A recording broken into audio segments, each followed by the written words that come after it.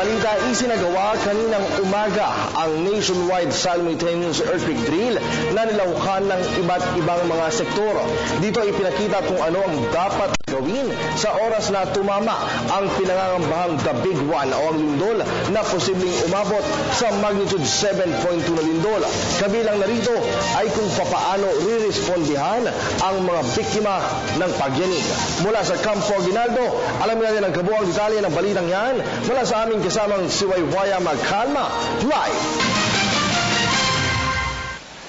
Kirby, pagpatak ng alas 9 ng umaga, isang mahabang sirena ang nadinig sa iba't ibang bahagi ng bansa. Ito kasi ang hudyat na simula na ang National Simultaneous Earthquake Drill sa bansa. Kaya naman, sabay-sabay na nag-duck, cover and hold ang ilan sa atin.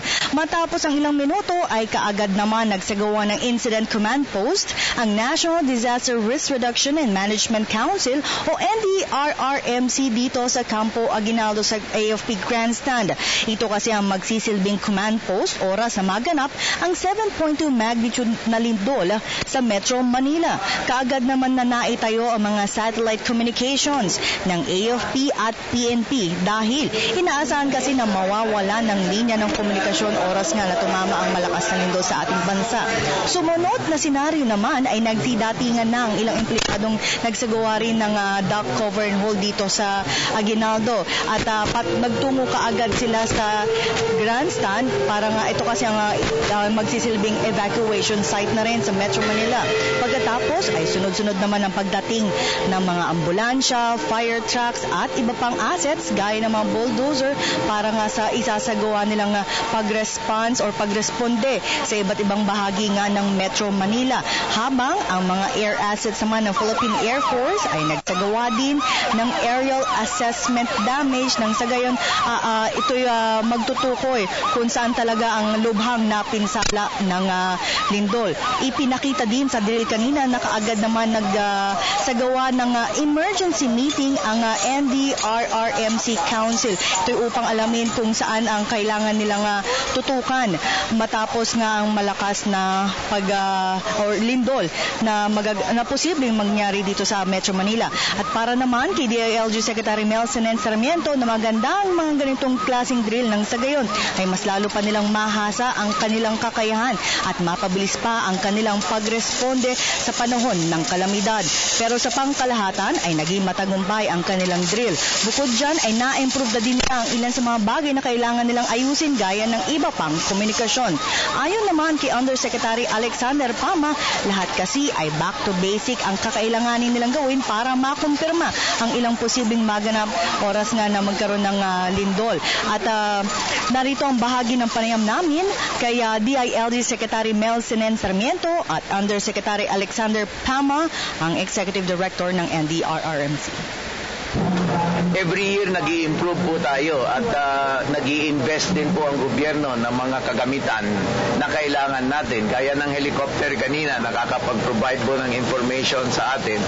Itong Augusta Westland na helicopter natin, kailan na naman po nabili ito? At the end of the day, at least dito sa Metro Manila, kung wala na talagang magamit na komunikasyon, balik tayo sa tao. So nandito yung mga representatives na yun, mga bikers, mga motorsiklo, na siyang gagawin natin mga messenger. May usapan na sila both sa national, tsaka dito sa regional kina chairman. So meron din, I think ang MMDA ngayon, inintroduce na rin nila yung fire chat. Unti-unti natin ginagamit yan kasi yun, kahit yun ang app na kahit wala na komunikasyon sa cellphone, radyo, but ang DILG, ginawa na nilang regulasyon yan sa mga local governments. Ibinalita naman ni MMDA Chairman Emerson Carlos na dumating sa command post na nakamotorsiklo na umabot sa higit 3 bilyon na ang reach worldwide ang isinagawang earthquake drill at sa paggamit na rin ng hashtag pagyanig. Matapos naman ang drill ay kaagad naman binuksan ng bahagi ng Guadalupe Bridge sa EDSA dakong alas 10 ng umaga.